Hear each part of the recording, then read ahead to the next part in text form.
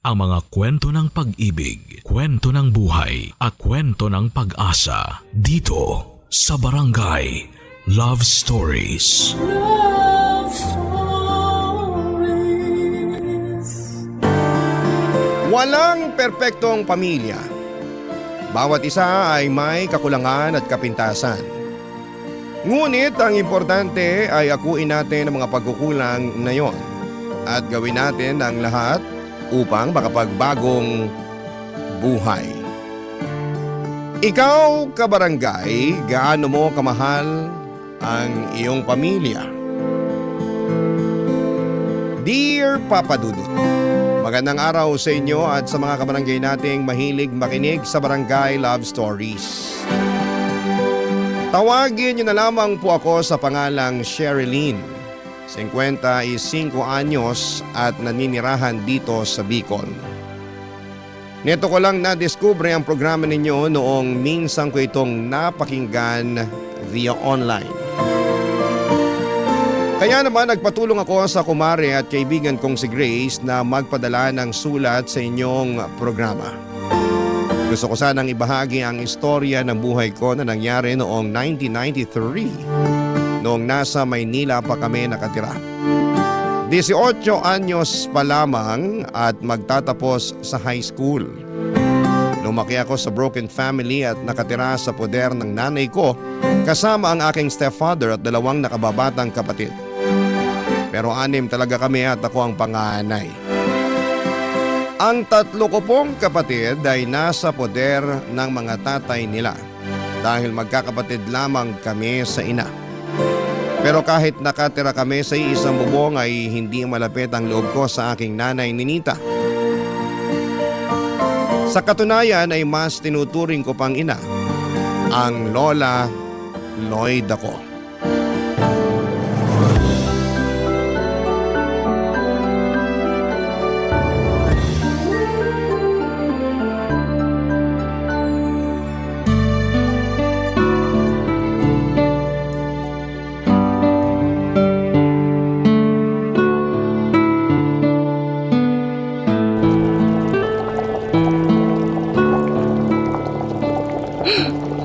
Bango naman ang tinolang manok.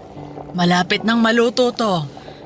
Buti pa, maghanda ka na ng mga plato sa mesa at maghahain na ako maya-maya. Sige la, sakto gutom na talaga ako. Di po kasi ako kumain ng almusal sa bahay kanina eh. Ha? Bakit naman? Wala lang po, hindi ko lang gusto kasabay sila nanay tsaka yung pamilya niya. Bakit? Saka anong pamilya niya pamilya mo rin naman sila. Nakalimutan mo na ba na mga kapatid mo sa ina yung mga anak nila ng tatay-tatayan mo? Hindi ko po nakakalimutan yun, pero ewan, pakiramdam ko po talaga hindi pamilyang turing nila sa akin kaya gano'n na rin yung nararamdaman ko. Kumbaga, magkakasama lang kami sa bahay pero wala talaga akong kakampi dun. Anong ibig mong sabihin? Pinagtutulungan ka ba ng mga kapatid mo? Minsan, pero hindi naman ako papatalo sa kanila dahil mas malaki pa rin ako sa kanila. Tirising ko sila eh. Ay, tigilan mo nga yan. Hindi yan gawain ng isang ate. Dapat magpasensya ka sa mga kapatid mo at maging mabuting ehemplo sa kanila. Ewan ko po la, pero pakiramdam ko talaga ibang-iba kami. Kahit kami ni nanay, di rin naman kami magkasundo pag nasa bahay. Kaya nga mas gusto ko na lang dito sa inyo kasi mahal niyo ako eh. Mahal ka rin naman ng nanay mo. Oh, ito na ang niluto kong tinola para sa'yo, Apo. Teka, ilagay ko lang dito sa mesa. Upo na tayo para makakain na. Yun oh, grabe ang bangot, mukhang masarap. Masarap talaga yan kasi ako ang nagluto niyan. At niluto ko yan para sa'yo. Kain ka ng marami, Apo, ha? Opo la, salamat po talaga ha. Saan? Sa tinola? Opo, pero hindi lang po sa tinola. Salamat sa lahat-lahat kasi pag nandito po ako sa inyo, pakiramdam ko hindi ako nag-iisa tapos meron akong kakampi. Di tulad pag nasa bahay ako, kaya ayoko dun eh.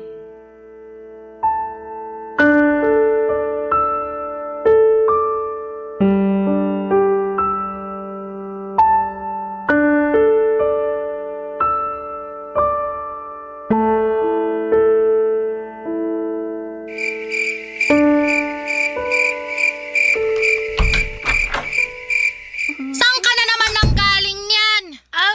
Kinalola po.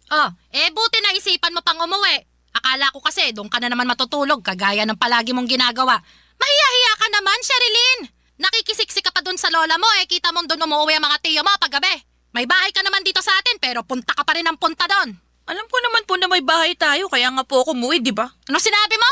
Sinabi ko lang naman po yung totoo. Saka bakit po kayo nagagalit sa akin? Lola ko naman po yung pinupuntahan ko doon. Magalit kayo kung sa ibang bahay ako pumunta at hindi kina lola. Magagalit talaga ako lalo na kapag hindi ka nagpapaalam. Nay naman hindi na po ako bata na kailangan nyo pang alamin kung saan pumupunta. Hoy! Para sa kaalaman mo, bilang nanay mo nag-aalala ako na baka bigla na lang may mangyaring masama sa'yo. Tapos, hindi ko alam kung sa kahanapin o sino sisisihin ko. Tapos mamaya, baka mabuntis ka pa bigla. Ang bata-bata mo pa. Alalahanin mong bawal ka pa magka-boyfriend. Hindi po mangyayari yun kasi hindi naman ako katulad nyo. Ano sinabi mo? Totoo naman, di ba? Maaga kayo nung nabuntis sa akin, tapos iba-iba pa yung mga tatay namin ng mga kapatid ko. Bakit niyo po ako sinampal? Sumusobra na kasi ang bibig mo. Kayo po yung sumusobra kasi nananakit na kayo. Galit ako sa'yo. Galit ako sa'yo!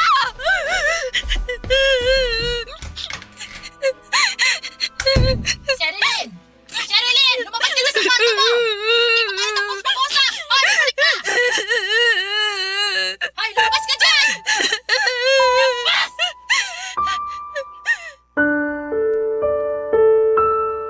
Papa Dudut, hindi ko mapigilang magalit sa nanay ko matapos niya akong pagsalitaan ng mga ganong bagay.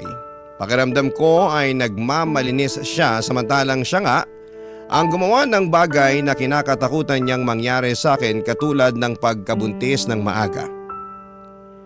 Sa bagay, lumalabas na takot siya sa sarili niyang multo.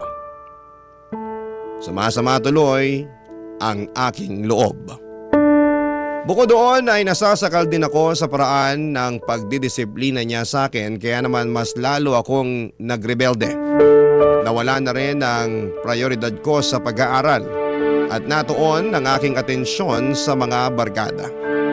Pagkasama ko kasi sila, pakiramdam ko ay hindi ako nag-iisa at nakakahinga ako ng maluwag kumpara kapag nasa bahay namin. At hindi ngayon nakawala sa mapanuri at mapag-usisang mata ni Tito Ryan, Papa Dudut.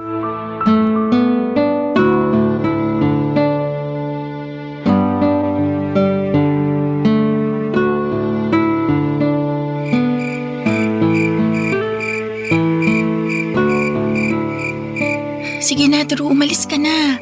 Baka mamaya may makakita pa sa'yo rito na hinatid ako Sino namang makakakita sa atin malalim ng gabi? Siguradong tulog na ang mga tao. Kahit na, hindi natin alam kung sino pang gising dyan. Ano naman kung makita nila tayo? Boyfriend mo naman ako. Ha? Sino naman may sabi sa'yo niyan? Ako lang. Naisip ko lang naman kasi nililigawan kita, di ba? Oo nga, pero hindi pa naman kita sinasagot Huh? Di pa ba? Oo, hindi pa. Kaya hindi pa tayo magsyota. Kailan mo ba ako planong sagutin kasi? Tagal naman. Ikaw naman, masyado kang mainipin Pero alam mo, matagal ko na rin talagang pinag-iisipan na sagutin ka. May nararamdaman na rin kasi ako sa'yo Ganun naman pala Pareho tayo ng nararamdaman sa isa't isa. Sapat na yung dahilan para maging tayo. Paano? Tayo na ba? Oo. Sige na nga, tayo na. Yes! Kami na! Kami na ni Sherilyn! Ano ka ba naman? Kasasabi ko lang na huwag kang maingay, di ba? Pasensya na. Di ko lang napigilan kasi sobrang saya ko Ipigilan mo muna kasi baka pag may nakarinig, lagot tayo. Buti pa, umuwi ka na sa inyo.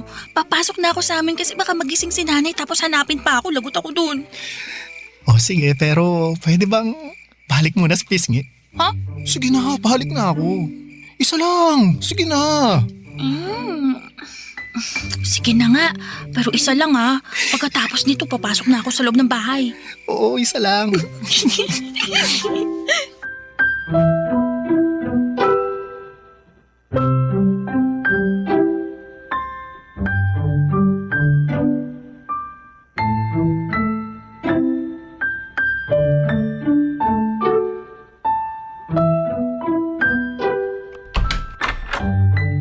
Tulog na siguro sila kasi nakapatay ng ilaw. Buti pa, magdahan-dahan na lang ako sa paglalakad para makapunta na ako sa kwarto. Ay! Bakit ngayon ka lang? Po! Narinig mo ako. Sagutin mo tanong ko, Sherilyn.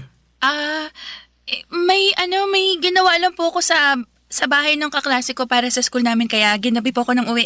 Sino ka klase? Yung naghatid sa'yo dyan sa labasan at humalik pa sa'yo sa pisngi? Nakita niyo po yun? Aba syempre. Di pa naman kasi ako tulog kaya nakita ko lahat. Di mo pa sinasagot ang tanong ko. Kaklase mo ba yon?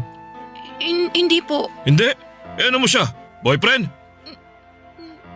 Wag na wag mong susubukan magsinungaling sa akin kasi hindi ako tanga. Alam ko yung nakita ko ha.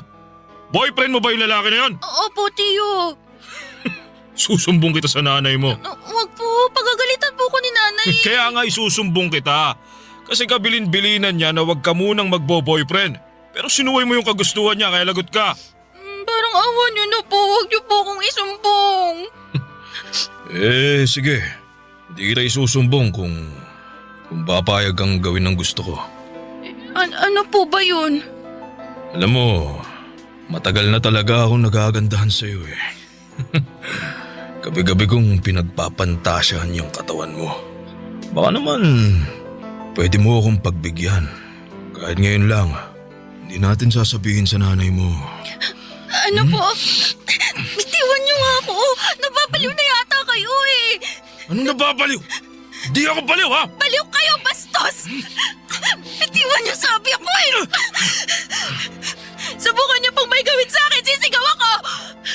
Para malaman pati ng mga kapitbahay natin yung kaayupan niyo!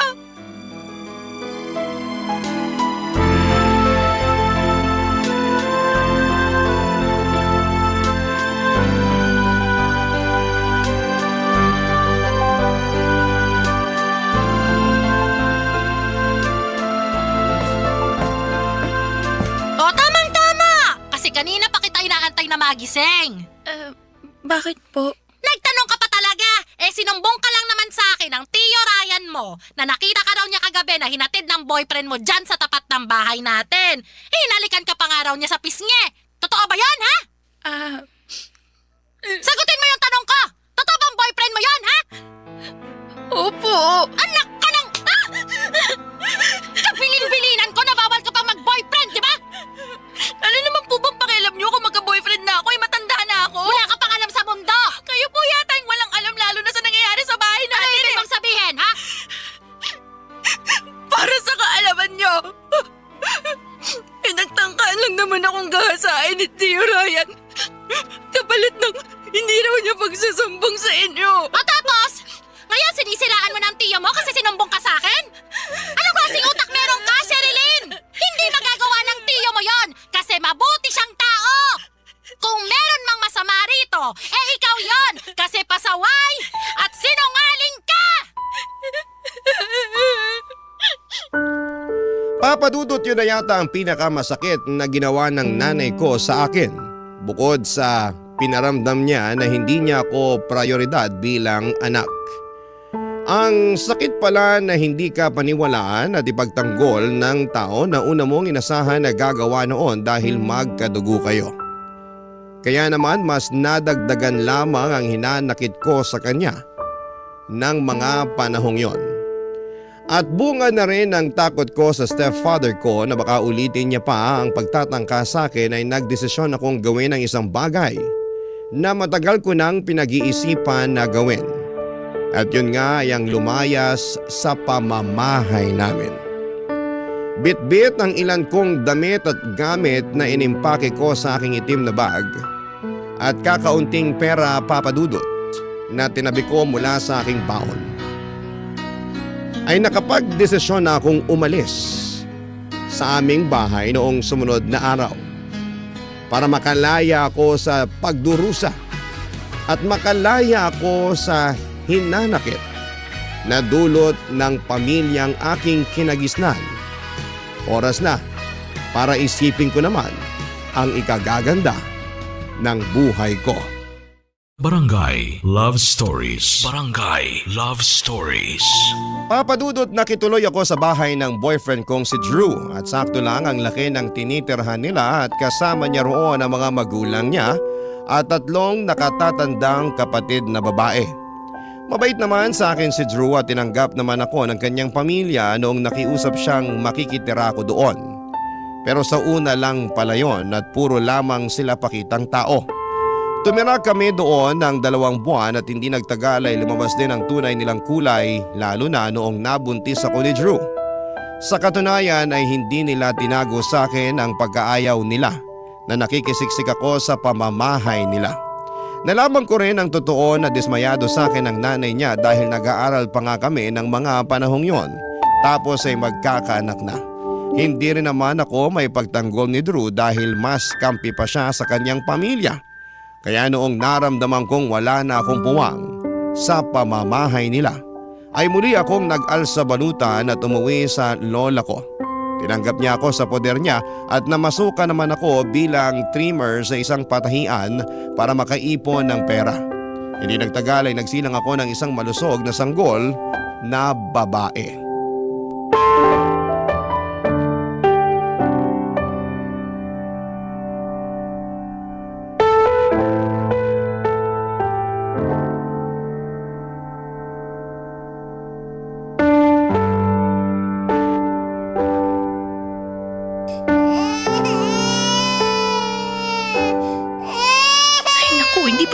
Kakaiyak tong batang to. Hindi ako makapagbasa ng maayos kung kailang nasa exciting part na ako dito sa binabasa ko eh. Ay, Sherilyn, hindi pa ba naririnig ang iyak ng anak mo? Kulang na lang kabagin tong bata, maawa ka naman sa kanya. Buti pa, kargahin mo na muna tong apo ko. Kawawa sa'yo yung anak mo eh. Ay, tahan na baby. Andito na si Lola. Sus, paano naging kawawa yan ang ayos-ayos ng higaan niya? Nakadede na rin at napalitan ng diaper. Yung ibang bata nga dyan walang maayos na hinihigaan. Tapos gutom, hindi nakakaranas magsuot ng diaper. Ano bang pinagsasasabi mo dyan? Hindi naman yun ang ibig kong sabihin para kasing yun na rin yung pinalalabas nyo sa pagkakasabi nyo, kawawa naman yung anak ko eh. Kawawa ang anak mo kasi hinahayaan mo lang umiyak. Samantalang andyan ka naman sa tabi niya at nagbabasa lang naman ng libro. Lumalabas na mas inuuna mo pa yan kaysa patahanin yung anak mo. Lola naman, ito na nga lang yung libangan ko kapag wala akong trabaho tapos sinisita nyo pa. Hindi ko sinisita ang libangan mo. Pero baka nakakalimutan mong dapat unahin mo ang responsibilidad mo sa anak mo. Kakainis namang responsibilidad yan. Anong pinagsasasabi mo? Bakit ka naiinis anak mo to? Sinabi ko bang hindi? Natural, anak ko yan kasi galing niya sa tiyan ko. Pero nakakasawa na rin kasing alagaan yan la. Kailabutan ka nga sa mga sinabi mo, Sherilyn. Nagsasabi lang po ako ng totoo. Tsaka yun ang nararamdaman ko eh. Wala kang karapatang mapagod dahil nanay ka na. At hindi mo pwedeng ayawan ng basta-basta ang anak mo. Ewan ko bala. Pero naisip ko na sana hindi na lang ako nagkaanak. Kung alam ko lang na nakakapagod maging nanay, yung bang wala akong matinong pahinga pag nasa bahay kasi kailangan kong alagaan, asikasuhin yung bata na yan. Hindi na nga rin ako nakakakain ng maayos kasi gusto lagi magpakarga. Ingay-ingay pang umiyak, kala mo inaapi. Sana talaga pinalaglag ko na lang yan dun pa. Nasisiraan ka na ba talaga ng ulo? Paano mo naisip yan sa sarili mong anak? Baka sumpain ka ng langit sa mga pinagsasabi mong yan, Sherilyn. So nahihirapan ako, ano gusto niyong gawin ko? Kaya nga andito ako para tulungan ka. Ako ang nag-aalaga at nagbabantay sa anak mo kapag nasa trabaho ka, hindi ba? Makakasigurado ka na ligtas ang anak mo kasi apo ko rin naman ang batang to. Pero pag nandito ako sa bahay, hindi nga ako makapagpahinga ng maayos, la. Pagod na nga ako sa trabaho pati ba naman dito sa bahay, pagod pa rin ako tapos kasalanan pa ng batang yan. Ganyan talaga pag may anak ka na. Meron ka ng responsibilidad. Kaya nga nakakapansisi magkaanak Nakakamiss din yung buhay ko nung wala pa yung batang yan. Ginusto mo rin naman yung nangyari, hindi ba? Sumama ka sa boyfriend mo at nagpabuntis kahit na nag-aaral ka pa. Tapos ngayon, sisisihin mo tong anak mo? Alam natin pareho na wala naman siyang kasalanan. Buti pa, Sherilyn. Huwag mo nang dagdagan yung pagkukulang mo sa anak mo. Dapat nga ikaw ang nag-aalaga sa kanya kasi nanay ka niya. Pero dahil hindi ka naman sinusuportahan ng tatay ng apo ko, kailangan mo talagang magtrabaho. Pero pakiusap naman, apo. Pag andito ka sa atin unahin mong intindihin tong anak mo. Sanggol pa lang siya. Kailangan ka niya. Kailangan niya ang nanay niya.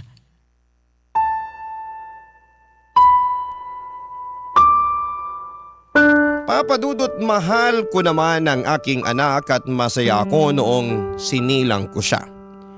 Pero aminado ako na kinasawaan at kinapaguran ko talaga ang pag-aalaga sa kanya. Bukod doon ay mas naging abala ko sa pagtatrabaho kaya naman si Lola na ang nag-alaga sa kanya. Sa katunayan, kapag nasa trabaho ako ay pakiramdam ko ay malaya ako sa mga responsibilidad ng pagiging nanay. Tapos nung nagkaroon na ulit ako ng mga kaibigan sa aking pinagtatrabahuhan, pakiramdam ko ay bumalik sa akin ang kabataan ko na maagang inagaw ng pagiging nanay. Kumbaga ay bigla akong nasabik gawin ng mga bagay na ginagawa ko noong dalaga pa ako.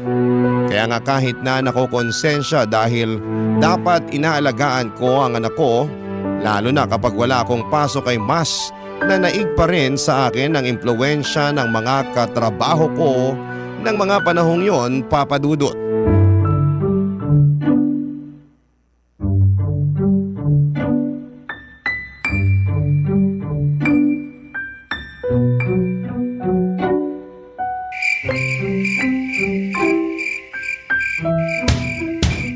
Tao po! Tao po! Papasukin niyo ako!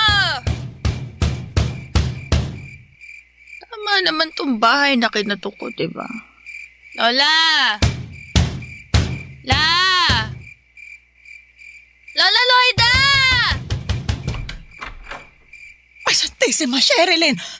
Bakit ka sumisigaw dyan? Ang ingay-ingay mo! May maingay bang tahimik? Teka nga, lasing ka ba? Naku, hindi. Di po. Anong hindi? Amoy alak ka. Nakainom lang po. Pero konti lang naman. Nagyaya kasi yung katrabaho ko kasi birthday ng anak niya. Ayun, inimbitahan kami sa kanila para kumain. Tapos may paalak. Buti pa, pasok na po ako. Lamok dito sa labas eh. Sherilyn! Ano bang ginagawa mong bata ka? Halika, alalayan na kitang tumayo. Sensya na po natisod lang. Umikot kasi yung paningin ko eh. Yan bang nakainom lang? Halos hindi ka na nga makalakad ng diretso. Wala naman eh. Huwag niyo na po ako sermonan.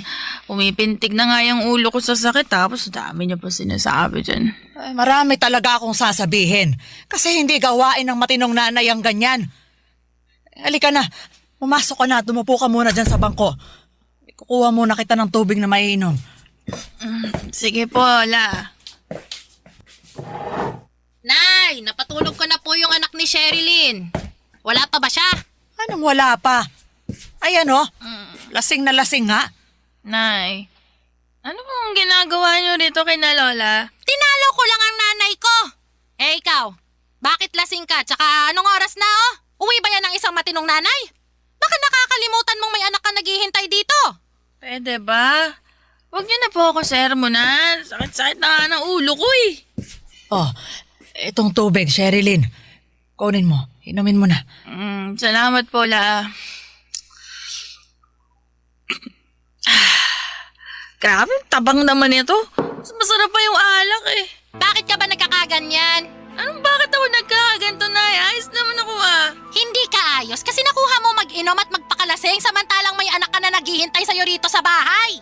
Parang ngayon na nga lang naman ako uminom Kung makapagsalita kayo dyan, kala nyo talaga lasinggera ako. Pero sabi ng lola mo, palagi mo raw pinababayaan yung anak mo. Pag andito ka sa bahay hindi mo maaalagaan dahil abala ka sa ibang bagay. Tama ba yon? Hindi yun gawain ng mabuting ina. Ano po bang alam nyo sa pagiging mabuting ina? Hindi nga kayo naging ganun sa akin tsaka sa iba kong mga kapatid Anong sinabi mo? Sherilyn, huwag mo kang sagutin ng ganyan ng nanay mo. Hindi, sasagutin ko siya kasi masyado siya nagmamalinis eh. Kung makapagsalita siya, nakala mo ako yung pinakamasamang nanay sa mundo. Bah, matuto muna kaya siyang manalamin. Tingnan niya muna yung sarili niya para makita niya kung gaano siya karumi. Sumusobra ka na talaga sa mga pinagsasabi mo sa akin, ha? Bakit? Nasasaktan ka kasi totoo? bago kasi kayo magsalita ng masasakit sa akin, sana isipin nyo muna na kayo nga hindi nga rin naging matinong nanay sa amin. Tsaka baka nakakalimutan nyo na kasalanan nyo kung bakit ako umalis sa bahay nun. Kasalanan nyo! Ano kasalanan ko? Paano ko naging kasalanan yon, ha? Kasi hindi kayo naniwala sa akin nung nagsumbong ako tungkol sa kabastusan nung kinakasama nyo. Ako pa yung pinalabas yung sinungaling. Totoo ba yung sinabi mo, Sherilyn? Opo! Yun talagang rason kung bakit ako lumayas nun kina nanay. Bakit hindi ka rito pumunta para nakapagsumbong ka sa akin?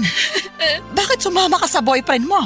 Kasi siya lang naman yung kakampi ko noong mga panahong yun eh. Hindi ko rin alam kung paniniwalaan niyo ako pag nagsumbong ako sa inyo. Sarili ko ang nanay, sinabihan akong sinungaling eh. Kayo pa kaya? Kaya sinong pupuntahan ko? Di nag-iisang pwede kong takbuhan.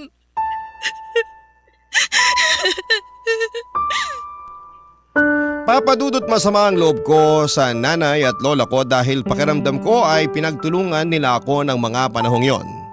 Nagkampihan sila at pinamukha sa akin na ako na ang pinakamasama at pabayang nanay sa buong mundo samantalang hindi rin naman sila perpekto.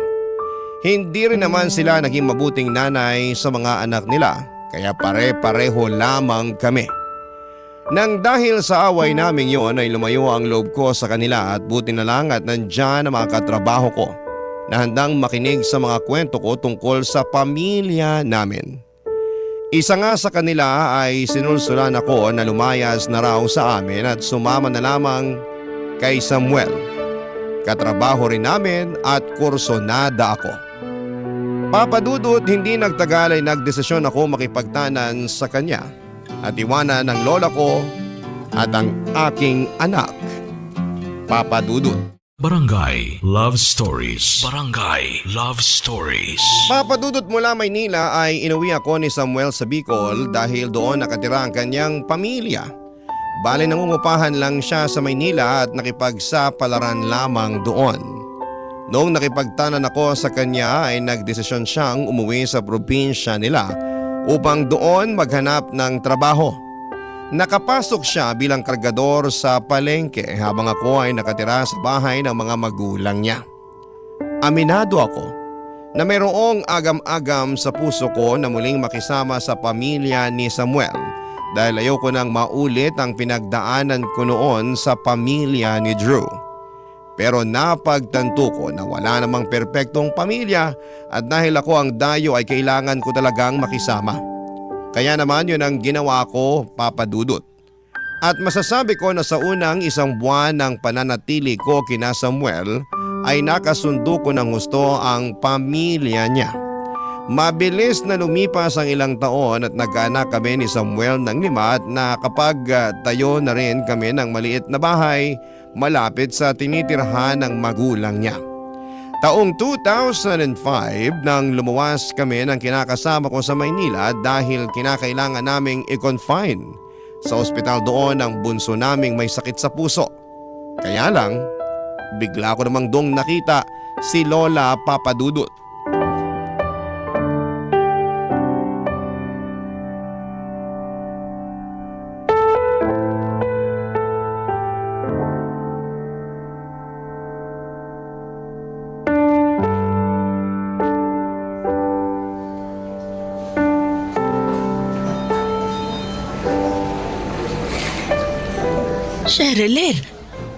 Sherilyn, ikaw nga.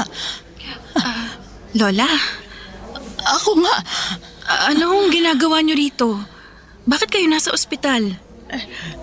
Kasama ko ang anak mo. Nakapila kami para makapagpa-check up siya. Pero kinailangan kong pumunta sa butika. Kaya iniwan ko muna siya kasamang tiyo niya. Ganun po ba? Ano ba namang klaseng tanong yan? Hindi mo ba itatanong kung anong sakit niya o kung kumusta na ba siya? Pasensya na po pero hindi na ako interesadong malaman. At bakit? Saka, bakit ngayon ka lang nagpakita sa amin? Saan ka ba pumunta nung umalis ka sa bahay natin noon? Wala na ho kayo doon, La. Anong wala na ako doon? Iniwan mo nga sa akin yung anak mo. Matagal ko na pong kinalimutan na anak ko siya. Saka may sarili na akong pamilya ngayon. Meron na rin akong mga anak kaya bakit ko pa siya iisipin? May sarili rin ho akong problema, La. Pero anak mo pa rin siya. At kahit na pagbalik-baliktarin mo ang mundo, hindi mo na mababago ang bagay na yon.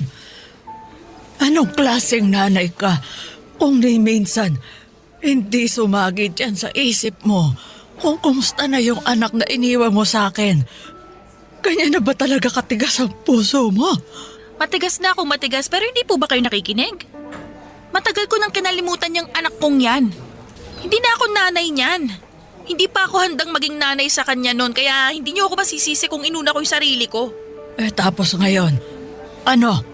Handa ka nang maging nanay sa iba mong anak? Oo, ganun na nga. Hindi mo ba naisip kung ano na lang ang mararamdaman ng anak mo pag nalaman niya yung mga pinagsasasabi mo? Sigurado ako na masasaktan siya ng husto. Wala na nga ho akong pakialam kahit masaktan siya o kung ano pang isipin niya. Basta ang mahalaga sa akin ngayon ay mga anak ko sa kinakasama ko. Sa kanila ako magpapakananay at hindi sa batang yun. Sa inyo na lang siya, total, mas malapit naman kayo sa isa't isa. Natatandaan ko na tumatahan siya pag karga-karga niyo pero kung ako yung bumubuhat sa kanya kung todo iyak siya. Kakauburido. Wala ka kasing tiyaga, saka iyakin naman talaga ang mga bata. Huwag mong sabihin hindi. May mga anak ka na rin naman, hindi ba? Basta. Kahit ano pang sabihin nyo, ayoko sa batang yan. Matagal ko na siyang kinalimutan. Naisip ko pa nga na sana hindi ko na lang siya pinanganak nun. Hindi na ako interesado na malaman ng tungkol sa kanya kasi hindi na ako ang nanay niya. Kaya wala na akong pakialam sa kanya. Mag-ingat ka sa mga sinasabi mong yan. Dahil baka karmahin ka dahil sa pagpapabaya mo sa anak mo. Kung kakarmahin ako, sana karmahin din kayo ni nanay dahil hindi rin naman kayo mga mabuting magulang. Anong sinabi mo? Kasalanan niyo kung bakit napaniwara ang buhay ni nanay kasi hindi niyo naman siya pinalaki ng maayos.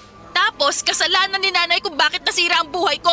Trinato niya rin ako na para bang wala akong halaga sa kanya at ni minsan hindi ko naramdaman yung pagmamahal niya bilang isang ina. Alam niyo, wala nang kwenta tong pinag-uusapan natin eh. Diyan na kayo. Sandali! Saan ka pupunta? Sa anak ko nga. Sigurado hinahanap na ako nun. Teka lang. Sherilyn, huwag ka munang umalis. Naku La, pasensya na. Kailangan ko na umalis. Sana po hindi na ulit tayo magkita. Papa Dudut, hindi lubusan ang aking kasiyahan ang makita ko si Lola sa ospital na pinagdalhan niya sa anak na iniwan ko sa kanya noong araw.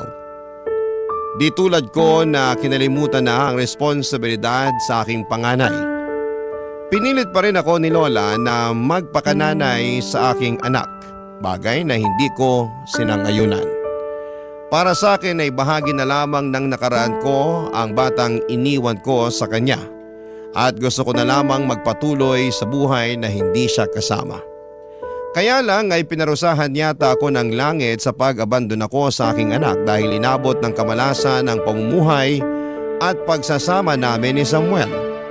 Una nga doon ay namatay ang aming bunso na naging dahilan upang magkalamat ang relasyon namin ng kinakasama ko. Pangalawa ay natuto siyang mambabay at nalulong sa bisyo kaya kinailangan kong magtrabaho upang buhayin ang 4 pa naming mga anak. Mabilis na lumipas ang ilan pang taon. Lalong humirap ang buhay namin. Namatay na rin si Samuel noong pandemic at nagsilakihan na rin naman ang mga anak namin pero tila ba wala silang pakialam sa akin. Doon ko nga biglang naalala yung anak na iniwan ko kay Lola, Papa Dudut.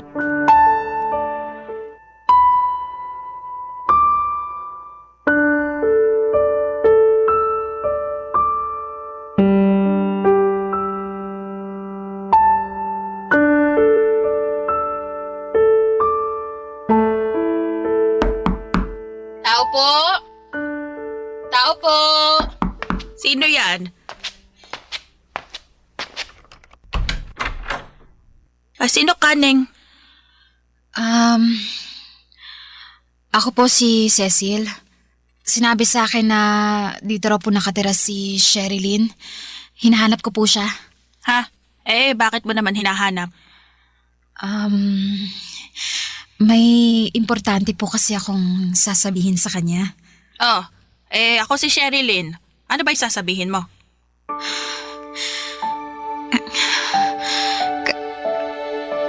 Kayo po si Sherilyn?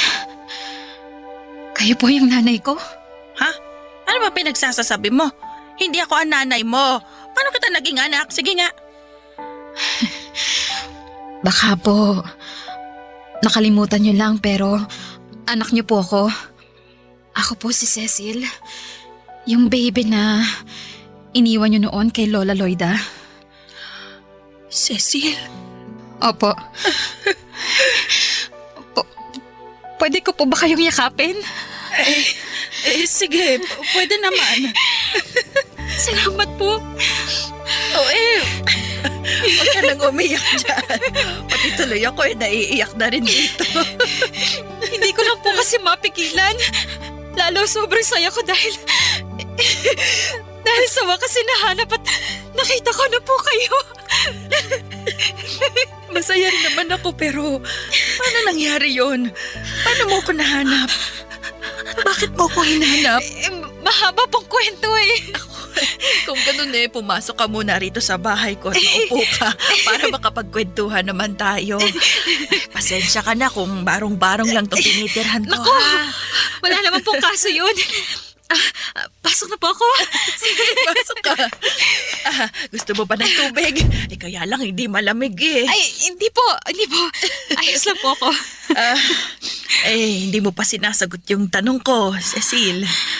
Bakit mo ba ako hinahanap? Ang laki-laki ng kasalanan ko sa'yo nung baby ka pa. Wala na po sa akin yun. Kinalimutan ko na po yun kasi sinabi sa akin ni Lola na nanay ko pa rin naman daw kayo.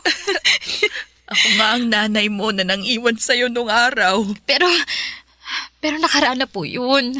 Iba na po ngayon. Walang pinagkaiba ang nakaraan sa kasalukuyan dahil may nagawa ako noon na ikinahihiya ko sa ngayon. At unang-una na nga ron yung pangiiwan ko sa'yo nung maliit ka pa. Alam mo, hindi na ako umaasa na magkikita tayo ulit. Akala ko hindi mo nagugustuhin hanapin ang nanay na nang abandon na sa'yo dahil galit ka sa akin. Nagalit po ako sa inyo. Pero syempre, nanaig pa rin sa akin yung pagpapatawad at kagustuhan na makita at makilala kayo. Pakiramdam ko kasi hindi buo yung pagkatao ko hanggat hindi ko nagagawa yung bagay na yun, Nay. Kaya nga, tsinaga akong hanapin kayo. Naku nalaman mo patuloy ang sitwasyon ko at mag-isa na lang ako sa buhay. Dahil yung mga ibang mga anak ko may kanya-kanya ng pamilya. Sigurado ako ganun ka rin. Nay, wala pa po akong sariling pamilya. Abala po kasi ako sa negosyo ko sa Maynila. Kaya nga po, kung gusto nyo, pwede ko kayong isama. Tumira na kayo sa bahay ko para magkasama na po tayo. Kahit namang gustuhin ko hindi ko naman maiiwan tong lugar na to. Dito na ako tumira at tumanda. Hindi na ako mabubuhay sa Maynila. At saka, ayos lang naman ako rito. Kaya ko ang sarili ko. Ayaw niyo po ba akong makasama? Gusto. Pero sana maintindihan mo na matanda na ako. Hindi na rin ako sanay bumiyahe ng malayo. Madali na rin akong mapagod. Sakitin na. Ayoko naman na problemahin mo pa ako kapag tumira ako doon ng kasama ka. Ang gusto ko, mabuhay ka na hindi mo na ako iniisip. Kasi nakaya mo nga noon na mabuhay na wala ka sa piling ko. Ayos lang ako rito. Kaya ko ang sarili ko. Masaya naman ako kahit mag-isa na lamang na namumuhay dito. Papa Dudut, hindi totoo na masaya ako na mag-isa lamang ako. Hindi rin totoo na ayos lamang ako. Na kaya kong mabuhay na hindi nakikita o nakakasama ang mga anak ko. Oo, nagpanggap lamang ako sa harapan ni Cecil dahil nahihiya ako na makita niya akong malungkot at miserable. Ang totoo ay hindi ko pa rin kayang harapin magpahanggang ngayon ang anak ko na iniwan ko noon sa lola ko dahil kinakain pa rin ako ng matinding kahihiyan at konsensya sa ginawa ko sa kanya. Pero sadyang mabait at mabuti ang pagpapalaki sa kanya ng lola ko dahil nangako sa akin si Cecil na dadalaw-dalawin na lamang niya ako rito sa Bicol at tutulungan pa rin ako kahit papaano.